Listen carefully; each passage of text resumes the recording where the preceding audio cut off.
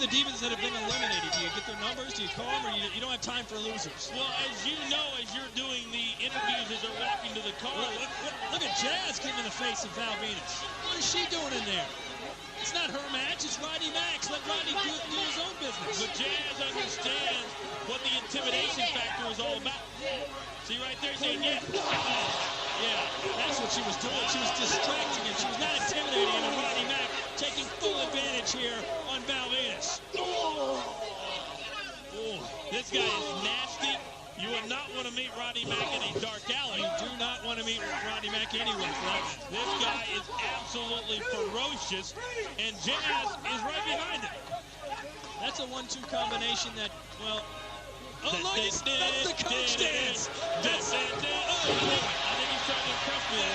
And oh boy, Val Venis, another back elbow there. And that does look like the one he danced for. Did you teach him that move? No, I did not. I did not teach him that move, nor have I taught any of the other people that are going to be a part of SummerSlam coming up in just a few days.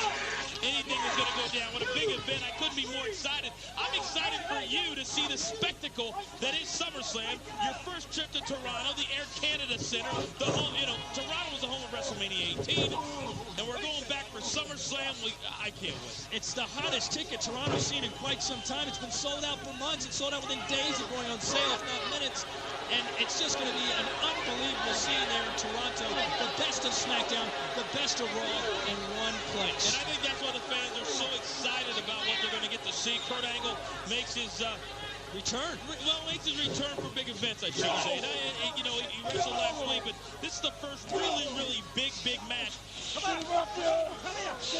That should be a great match as Eddie Guerrero and Kurt Angle have a rematch from the WrestleMania 20 when Kurt Angle lost to Eddie Guerrero. Did you see where the horse kicked me?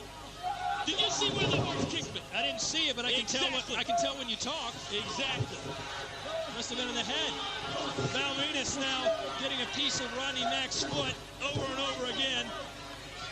And Val Venis now not in a place he wants to be with Rodney Mack in full control. I was talking to Rodney Mack earlier today, and I said, could you please teach Val Venis a lesson? I told Val to stop calling me. I'm not hooking him up with any of the Divas. I'm just not doing it. But yet Val won't leave me alone. Well, right now, Rodney Mack is thugging and bugging his way to a victory, it seems. The cover here for the win, no.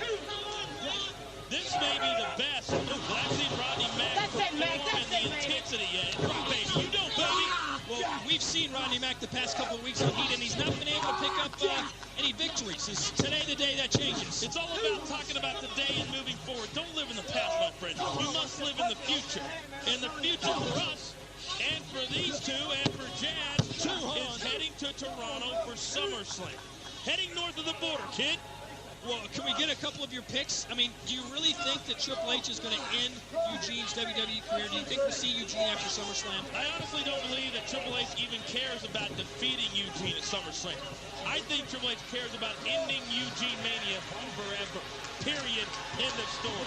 Well, Triple H he looked concerned this past week in Raw. He looked a little scared of Eugene. You know, once you cross the line with Eugene, once you push his buttons, Eugene freaks out. Wait till I call the game and tell him Todd Grisham said he was scared of Eugene.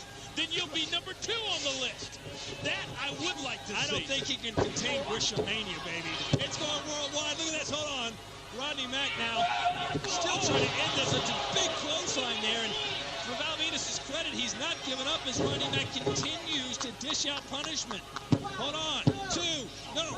If Val Venis knew what was good for him, he would just lay on his back, let the referee have their count to 3.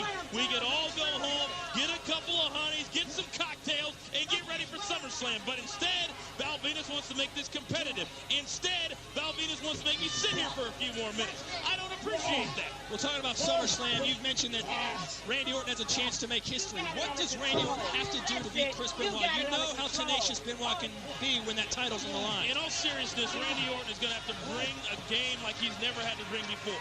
He's been the Intercontinental Champion, yes, but Chris Benoit always comes to play, always lives up to the challenge. We've seen that especially in the last 8 months. Randy Orton is going to have to take himself to another level, another intensity I don't think Randy Orton has ever seen before. Well, the closest match that I can compare to the one that Randy Orton's about to have with Chris Benoit was that hardcore match against Mick Foley when Randy Orton was thrown on that bed of tacks. He was thrown to the ground and still beat Mick Foley. I'm going to stop you right there because you can't compare the two. Really? You cannot compare the two. We're talking about the World Heavyweight title. We're talking about a man who's possibly in the best shape of anybody ever. Hold on. Val Venis still hanging in there. We're talking about a man who's probably in the best shape of anybody ever in the history of this business in Chris Benoit. He can go a mile a minute or he can slow things down. You never know how fast he's going to go. Mick Foley has one speed. As great as Mick Foley is, he is not Chris Benoit. He is not Benoit as World Heavyweight Champion. Well, right now, Rodney Mack is trying to suck the life out of Val Venis, and as you can see, Val trying to get the crowd behind him, and they appear to be. Val Venis back on one foot now on two. Rodney Mack. They appear to be what? They appear to be paying attention to Rodney Mack beating that. Exactly what I was saying. Well, I have to agree, Rodney Mack has not looked like this the past couple of weeks. Oh, my. Hold everything. The tables have turned in one move. Or have they? Rodney Mack. Wait a minute. Oh, my. The spine buster there from Val Venis, and Rodney may not know where he is. Jazz certainly concerned. Rodney Mack has had full control of this match, but it appears everything has gone awry. That spine buster by Val Venis has left both men shaken and dazed in the middle of the ring. A perfect example of why it only takes one move for a match to turn right on top of his head. Or something like that. This could go either way. Both men slugging it out in the middle of the ring. Val Venis with 3 right hands in a row. The Irish whip and a clothesline. And another one. Val Venis asking for more, and he's getting it.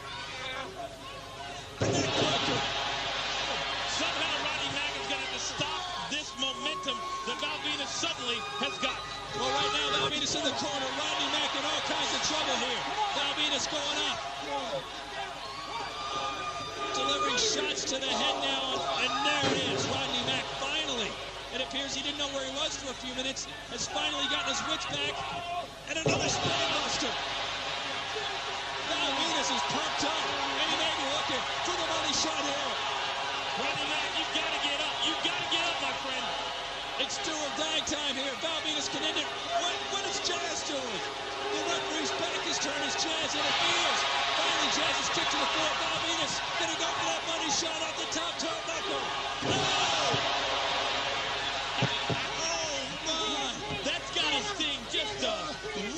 Don't you think, Todd?